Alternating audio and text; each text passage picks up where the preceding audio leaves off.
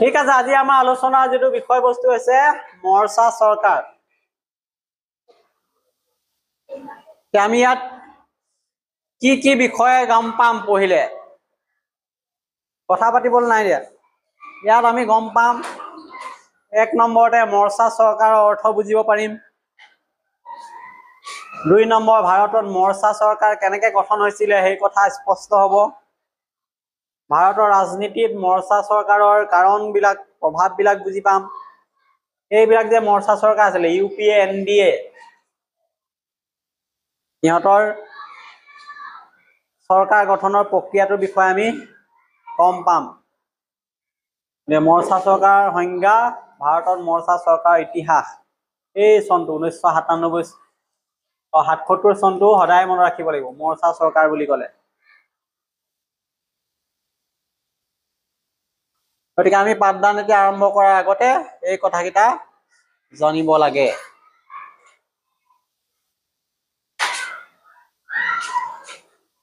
পোনে পোনে আমি কিতাপলৈ গৈছো। কি আছে কিতাপৰ লগত মিলাই চাই যাব লাগে। যেতিয়া কোনো এটা বিশেষ ৰাজনৈতিক দলে এটা ৰাজনৈতিক দলৰ কথা কৈছে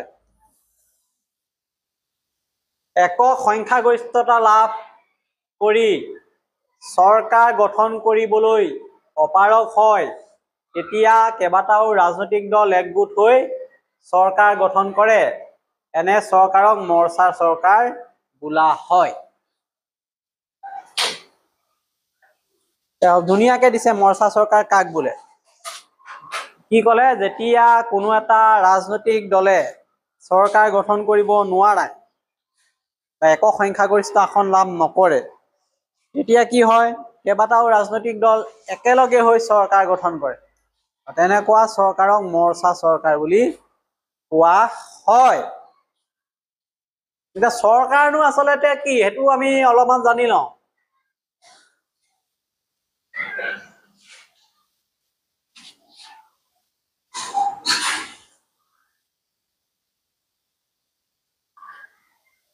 চৰকাৰ হৈছে ৰাষ্ট্ৰৰ এটা উপাদান।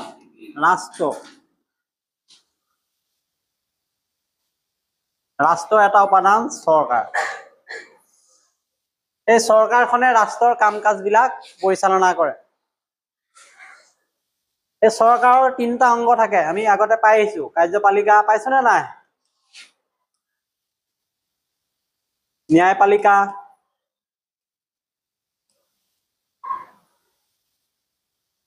আৰু আইনপালিকা।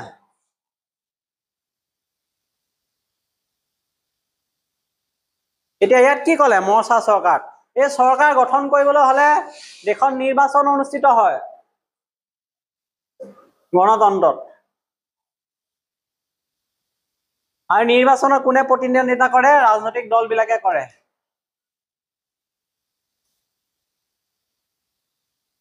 বিধানমণ্ডলেই হওক বা আমাৰ কেন্দ্ৰীয় চৰকাৰ লোকসভাই হওক বা বিধানসভাই হওক, সকলোতে ৰাজনৈতিক দলবিলাকে ইলেকশ্যনত প্ৰতিদ্বন্দ্বিতা কৰে। আৰু যিটো ৰাজনৈতিক দলৰ আটাইতকৈ বেছি সংখ্যক আসন লাভ কৰিব সেইটো দলে চৰকাৰ গঠন কৰে।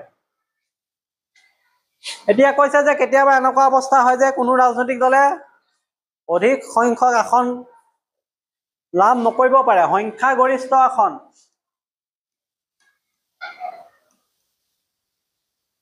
এটা নিৰ্দিষ্ট হিচাপ আছে। আমাৰ এতিয়া অসমত 126খন আসন আছে বিধানসভাত।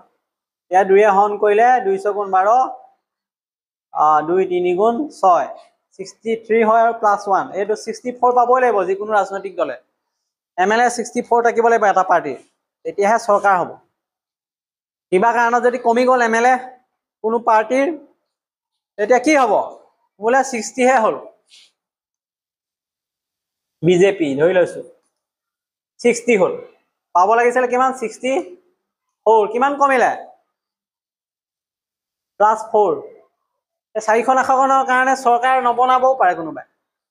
কিন্তু যদি চিন্তা কৰে যে আমি চৰকাৰ বনাম, তেতিয়া বেলেগ পাৰ্টিৰ লগত যোগ হৈ গ'ল। এতিয়া AGPৰ লগত যোগ হৈ আছে, তেতিয়া এইটো সংখ্যা পাই যাব 64। এই যে বেলেগ পাৰ্টি লগ হৈ পেলাই আকৌ চৰকাৰ বনালে, এইটোক কয় মৰ্চা চৰকাৰ।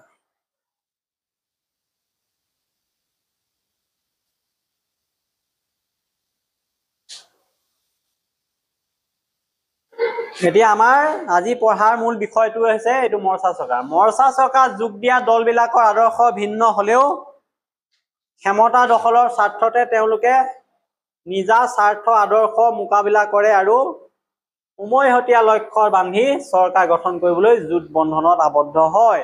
এতিয়া আমাৰ ইয়াত দেখা পাইছো অসমত এফালে বিজেপি আছে, এফালে এজিপি আছে। বিজেপি ৰাষ্ট্ৰীয় দল, এজিপি আঞ্চলিক দল। চৰকাৰ গঠন কৰিবলৈ দুইটা পাৰ্টি একগোট হৈছে আৰু বিৰোধী পক্ষত আছে কংগ্ৰেছকে ধৰি বাকী দলবিলাক। গতিকে সেই যে দুটা দল একলগ হৈ পেলাই চৰকাৰ বনালে, সেইটো কয় মৰ্চা চৰকাৰ। এতিয়া আমি এটা শব্দ কৈ আছো, সংখ্যাগৰিষ্ঠ মানে কি বস্তু?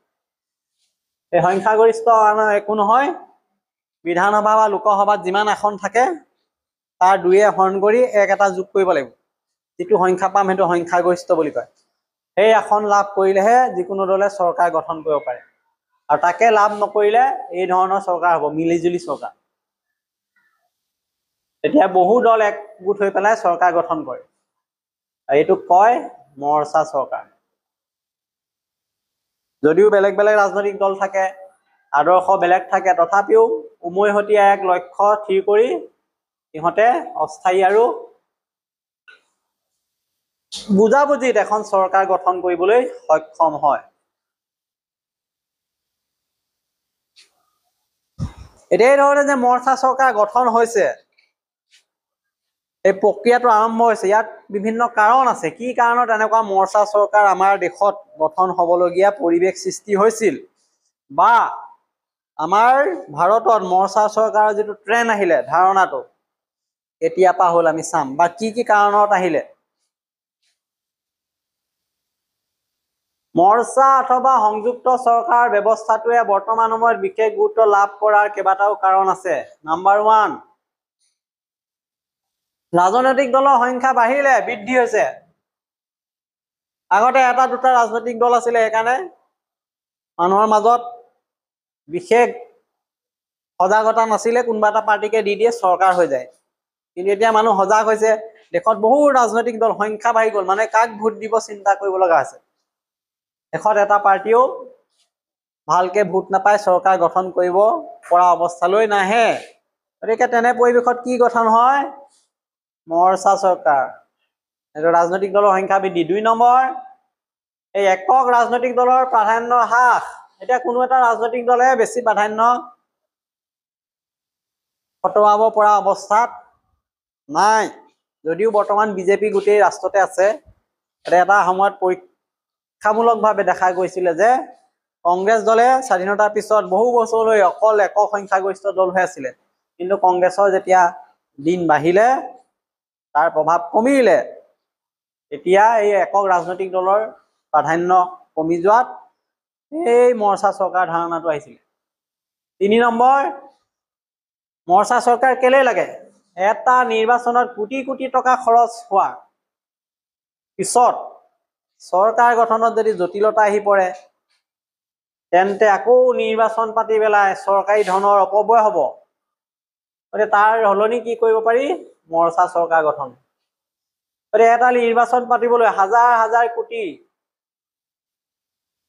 আমি কল্পনা কৰিব নোৱাৰো কিমান হাজাৰ কোটি খৰচ হয়। খৰচ হোৱাৰ পিছত আকৌ কষ্টবিলাক আছেই মানুহৰ, তাৰপিছত যদি চৰকাৰখন নহয়, তেতিয়াহ'লে আকৌ নিৰ্বাচন পাতিব লাগিব, আকৌ খৰচ কৰিব লাগিব। গতিকে এনেকুৱা পৰিৱেশত কেতিয়াবা এই দিশবিলাক চিন্তা চৰ্চা কৰি বহুতো ৰাজনৈতিক দল একগোট হৈ নিৰ্বাচন অনুষ্ঠিত নকৰাকৈ আকৌ এখন চৰকাৰ মিলিজুলি পাতে, সেইটো মৰ্চা চৰকাৰ। 4 নম্বৰ কি কৈছে? চৰকাৰত আঞ্চলিক প্ৰতিনিধিত্বৰ বিষয়টোৱেও মৰ্চা চৰকাৰ গঠনত গুৰুত্ব পায়। আজিকালি চৰকাৰত আঞ্চলিক ৰাজনৈতিক দলবিলাকে গুৰুত্ব পাইছে, আৰু আঞ্চলিক ৰাজনৈতিক দলবিলাকৰ গুৰুত্ব বাঢ়ি যোৱাৰ লগে লগে ৰাষ্ট্ৰীয় দলবিলাকে নিজৰ স্থিতিটো বৰ্তাই ৰাখিবলৈ এই মৰ্চা চৰকাৰৰ এটা ধাৰণা ব্যাপকভাৱে মানুহৰ মাজত চৰ্চা হৈছে বা কাৰ্যকৰী ৰূপ লৈছে। আমি দেখিছো বিজেপি এটা ৰাষ্ট্ৰীয় দল গোটেই ভাৰতত আছে ইয়াৰ নেশ্যনেল পাৰ্টি এইটো এজিপি অসম গণ পৰিষদ এইটো এটা ৰিজিয়নেল পাৰ্টি অৰ্থাৎ আঞ্চলিক দল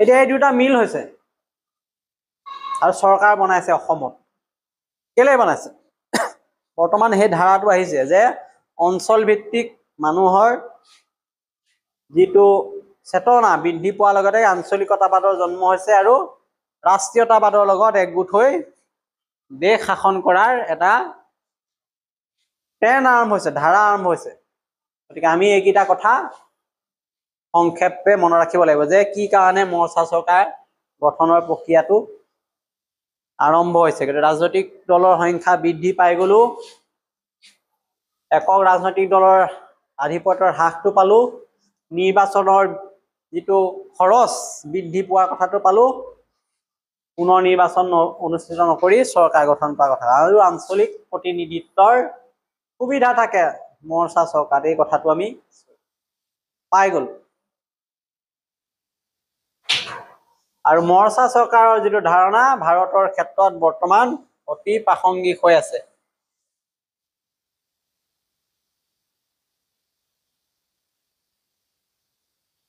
যে ভাৰতত কেনেকৈ প্ৰাসংগিক হৈছে কেতিয়াৰ পৰা ভাৰতত মৰ্চা চৰকাৰ আহিলে বা মৰ্চা চৰকাৰ গঠন কৰিবলৈ ৰাজনৈতিক দলবিলাকে যুঁজা চলাইছিলে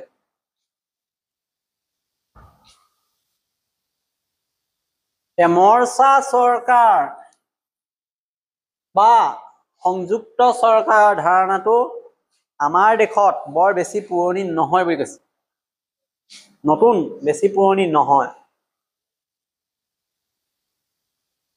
কেলে নহয় স্বাধীনতাৰ পৰৱৰ্তী কালত ভাৰতৰ ৰাজনীতিত ভাৰতীয় জাতীয় কংগ্ৰেছৰ আধিপত্য থকালৈকে মৰ্চা চৰকাৰ ধাৰণা সৃষ্টি হোৱা নাছিল দেশে স্বাধীনতা লাভ কৰিলে চৰকাৰ গঠনৰ সুবিধা পালে ভাৰতীয় জাতীয় কংগ্ৰেছ দলে চৰকাৰ বনালে এবাৰ দুবাৰ নহয় কেইবাবাৰো চৰকাৰ বনালে গতিকে তেনেকুৱা পৰিৱেশত এই মৰ্চা চৰকাৰ কথা অহা নাছিলে কিন্তু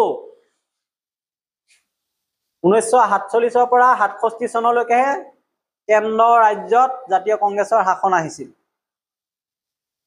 পৰৱৰ্তী সময়ত কি হ'ল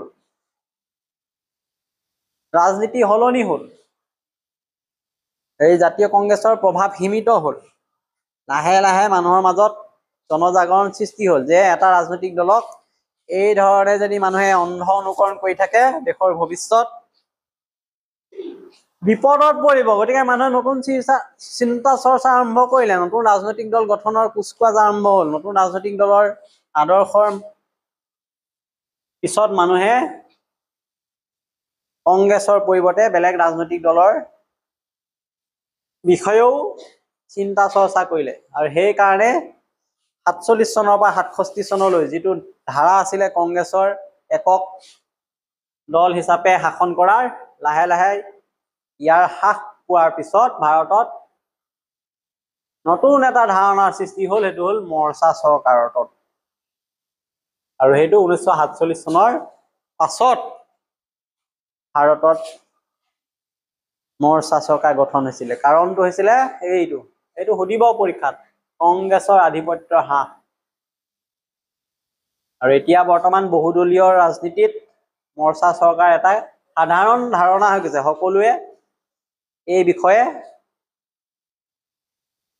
পৰিচিত হৈ গৈছে যে মৰ্চা চৰকাৰ এতিয়া নতুন নহয় সকলোৱে জানে কোনটো দলে কাক ছাপোৰ্ট কৰিব চৰকাৰ ভাঙি যোৱাৰ উপক্ৰম হলে আন এটা ৰাজনৈতিক দলে কি ধৰণে আন এটা ৰাজনৈতিক দলক সহায় কৰিব পাৰে সেই বিষয়টো এতিয়া আৰু চিন্তনীয় হৈ থকা নাই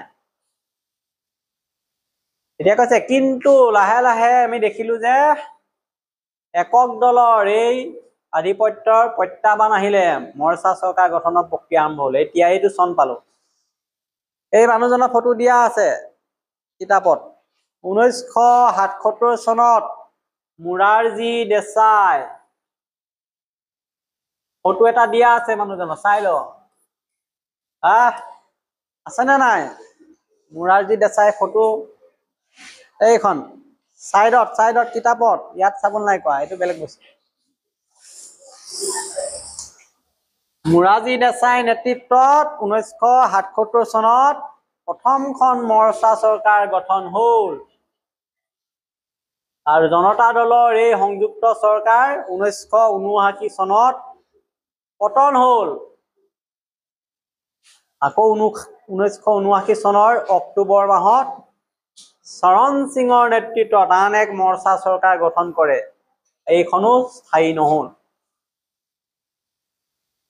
দুটা উদাহৰণ পালো এইকেইটা লিখিবলৈ আহিব উদাহৰণ সহ ভাৰতৰ মৰ্চা চৰকাৰৰ ধাৰা প্ৰথম পালো যে 1967 চনৰ পিছত কংগ্ৰেছৰ যি একক ৰাজনৈতিক দলৰ আধিপত্য হ্ৰাস পোৱাৰ লগে লগে মৰ্চা চৰকাৰ ধাৰণাৰ প্ৰয়োজনীয়তা আহি পৰিলে আৰু সেয়েহে প্ৰথমখন মৰ্চা চৰকাৰ দেখা দিলে ভাৰতত মোৰাৰজী দেশাই নেতৃত্বত জনতা দলে 1977 চনত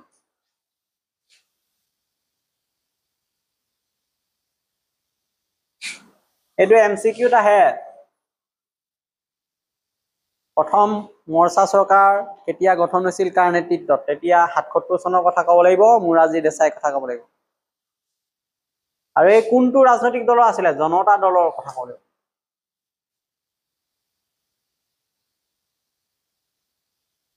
এই চৰকাৰ কিমান দিন থাকিলে এইটো আহিব 1979 লৈকে থাকিলে ভাঙি গ'ল আকৌ ইয়াৰ পিছত কাৰ চৰকাৰ আহিলে আকৌ এখন মৰ্চা চৰকাৰ হ'ল কাৰ নেতৃত্বত এতিয়া চৰণ সিঙৰ কথা ক'ব লাগিব গতিকে দুজন লিডাৰ পালো এজনৰ নাম হৈছে মোৰাৰজী দেশাই আৰু নেক্সট চৰণ সিং এখন 79 চনৰ অক্টোবৰ মাহলৈকে থাকিলে কিন্তু এখন চৰকাৰৰ দীৰ্ঘস্থায়ী নহল গতিকে ভাৰতত মৰ্চা চৰকাৰৰ স্থিতিশীলতাটো অভাৱ দেখা পোৱা গৈছিলে এই সময়ত ৰাজনীতিত জটিলতা বৃদ্ধি পালে চৰকাৰবিলাক এনেকৈ ভাঙি আকৌ গঠন হৈছে নতুন নতুন ৰাজনৈতিক দল একলগ হৈছে চৰকাৰ বনাইছে গতিকে এখন চৰকাৰ ভঙা তিতা হৈ থাকিলে দেশত সমস্যা হয় বিভিন্ন কাম কাজ স্থবিৰ হৈ যাব জনসাধাৰণে পাবলগীয়া সা সুবিধা সময়ত নাপাব চৰকাৰ এনেকৈ ভঙি হৈ থাকিলে এতিয়া ইয়াৰ পিছত কি হ'ল 79ত পুনৰ আকৌ কি হ'ল মৰ্চা চৰকাৰ গঠন হৈছিল যদিও তাৰ পিছত আকৌ দুটা নিৰ্বাচন হ'ল নিৰ্বাচনত ভাৰতীয় জাতীয় কংগ্ৰেছ দলে আকৌ ঘূৰি আহিলে পাৱাৰলৈ ক্ষমতালৈ যদিও 89 চনৰ পৰা 2014 চন পৰ্যন্ত এইয়া কেন্দ্ৰত আকৌ মৰ্চা চৰকাৰ গঠন হৈছিলে এই সময়টো লাগিব কিমানৰ পৰা কিমানলৈ 1989 to 2014 2014 পিছত মোদী চৰকাৰ আহিলে এতিয়া চলি আছে মোৰাৰজী দেশাই শেহতীয়াকৈ 2014 চনৰ এপ্ৰিল মে মাহত অনুষ্ঠিত হোৱা সাধাৰণ নিৰ্বাচনত ভাৰতীয় জনতা পাৰ্টিয়ে একক সংখ্যাগৰিষ্ঠতা লাভ কৰি নৰেন্দ্ৰ মোদী নেতৃত্বত 2014 চনৰ 26 মে তাৰিখে চৰকাৰ গঠন কৰিলে আগৰ মৰ্চা চৰকাৰ দুখন আছিলে চৰণ সিং আৰু মোৰাৰজী দেশাই তাৰ পিছত কংগ্ৰেছ চৰকাৰে গঠন কৰিলে ইউপিএ চৰকাৰ 2014 চনলৈকে কিন্তু 2014 চনৰ সাধাৰণ নিৰ্বাচনত এইবাৰ আহিলে বিজেপি চৰকাৰ নৰেন্দ্ৰ মোদীৰ নেতৃত্বত আৰু এই নৰেন্দ্ৰ মোদীৰ নেতৃত্বত বিজেপি চৰকাৰে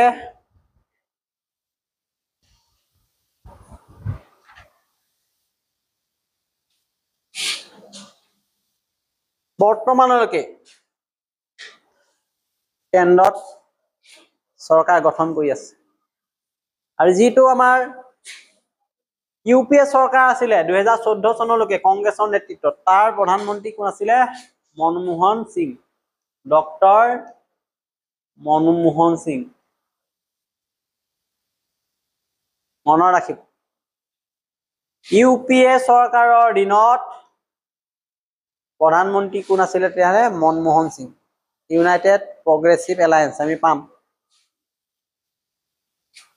এই তথ্যকেইটা সংক্ষেপতে আকৌ কৈ দিছো 79 চনৰ পাছত কংগ্ৰেছ পুনৰ ক্ষমতালৈ আহিছিল আৰু 89 পৰা 2014 চনলৈকে আছিল মৰ্চা চৰকাৰ গঠন কৰি আৰু ইয়াৰ দায়িত্বত আছিলে মনমোহন সিং প্ৰধানমন্ত্ৰী হিচাপে পৰৱৰ্তী সময়ত 2014 চনত যিবাৰ নিৰ্বাচন হ'ল ভাৰতীয় জনতা পাৰ্টিয়ে একক সংখ্যাগৰিষ্ঠ হিচাপে আসন গ্ৰহণ কৰি নৰেন্দ্ৰ মোদীৰ নেতৃত্বত চৰকাৰ গঠন হৈ বৰ্তমানলৈকে অটুট আছে এই তাৰিখটো আহিব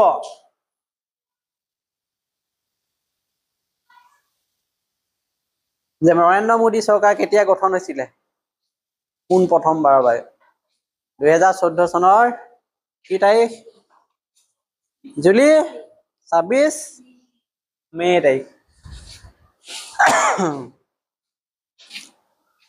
গতিকে লগালগ মনমোহন সিঙৰ যিখন চৰকাৰ আছিলে ইউপিএ চৰকাৰ ভাঙি গ'ল আৰু মোদী চৰকাৰ আহি গ'ল ইউপিএ চৰকাৰখনো মৰ্চা চৰকাৰে আছিল কৈছে 2014 চনৰ পাছত এতিয়া একদলীয় শাসন আৰম্ভ হৈছে এতিয়া বিজেপিয়ে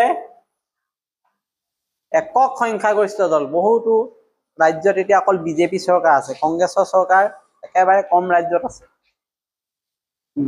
গণিব পৰা 2-3খন ৰাজ্যৰ বাহিৰে গোটেই দেশত এতিয়া বিজেপি চৰকাৰ হৈ আছে এতিয়া কেন্দ্ৰৰ কথাই কৈ আছিলো এতিয়া কেন্দ্ৰৰ দৰে ইয়াত কৈছে বহুতো ৰাজ্যত মৰ্চা চৰকাৰে কাৰ্যনিৰ্বাহ কৰিছে ভালকে কৰি আছে কেন্দ্ৰত ইতিমধ্যে চৰকাৰ গঠন কৰা মৰ্চাসমূহ আছিল ইউনাইটেড ফ্ৰণ্ট সংযুক্ত গণতান্ত্ৰিক মৰ্চা ইউনাইটেড প্ৰগ্ৰেছিভ এলায়েন্স ইউপিএ এইটো সম্পূৰ্ণ নাম লিখিবলৈ আহে ইউপিএ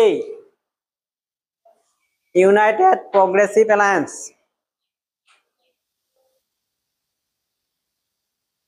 আৰু এনডিএ আছে নেশ্যনেল ডেমক্ৰেটিক এলায়েন্স ইউপিএ টো ইংৰাজীত ইউনাইটেড প্ৰগ্ৰেছিভ এলায়েন্স অসমীয়াত হ'ব সংযুক্ত গণতান্ত্ৰিক মৰ্চা আৰু এনডিএ টো নেশ্যনেল ডেমক্ৰেটিক এলায়েন্স অসমীয়াত হ'ব ৰাষ্ট্ৰীয় গণতান্ত্ৰিক মৰ্চা এই ইউপিএতে আছিলে সোনিয়া গান্ধী ৰাজীৱ গান্ধীৰ মৃত্যুৰ পিছত গোটেই দায়িত্ববিলাক সোনিয়া গান্ধীয়ে লৈছে বা অন্যান্য নেতাসকল কংগ্ৰেছৰ এই ইউপিএ চৰকাৰ মনমোহন সিঙৰ দিনৰ আৰু এনডিএ চৰকাৰ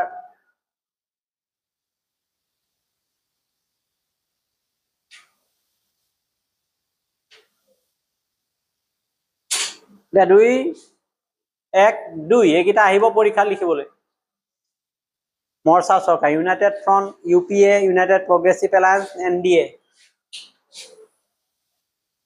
তিনিখন মৰ্চা চৰকাৰৰ নাম লিখা ভাৰতত ইতিমধ্যে গঠন হোৱা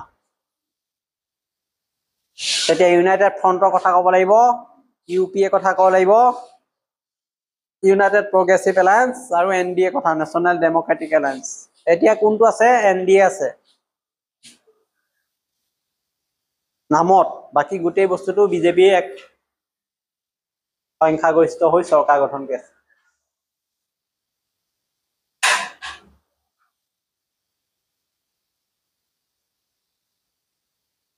গতিকে এই চৰকাৰসমূহৰ ক্ষেত্ৰত দেখা যায় যে প্ৰতিটো ৰাজনৈতিক দলে ইয়াত নিজৰ দায়িত্ব পালন কৰাৰ লগতে গুৰুত্বপূৰ্ণ ভূমিকা আদায় কৰি আছে মূল কথাটো আমি কি পালো ইয়াৰ পৰা যে ভাৰতবৰ্ষত কি ধৰণে মৰ্চা চৰকাৰ আৰম্ভ হৈছিলে কি ধৰণে বৰ্তমান সময়ত মৰ্চা চৰকাৰৰ প্ৰাসংগিকতা কিছু পৰিমাণে হ্ৰাস পালেও একক সংখ্যাগৰিষ্ঠ দল বিজেপি চৰকাৰে মৰ্চা চৰকাৰৰ দৰেই বিভিন্ন ৰাজনৈতিক দলৰ সহায় সহযোগত দেশত শাসন চলাই আছে গতিকে আগৰ যি কংগ্ৰেছৰ একক সংখ্যাগৰিষ্ঠ যিটো আধিপত্য আছিলে সেইটো হ্ৰাস কৰাত বিজেপি দলে কিছু পৰিমাণে সফল হৈছে।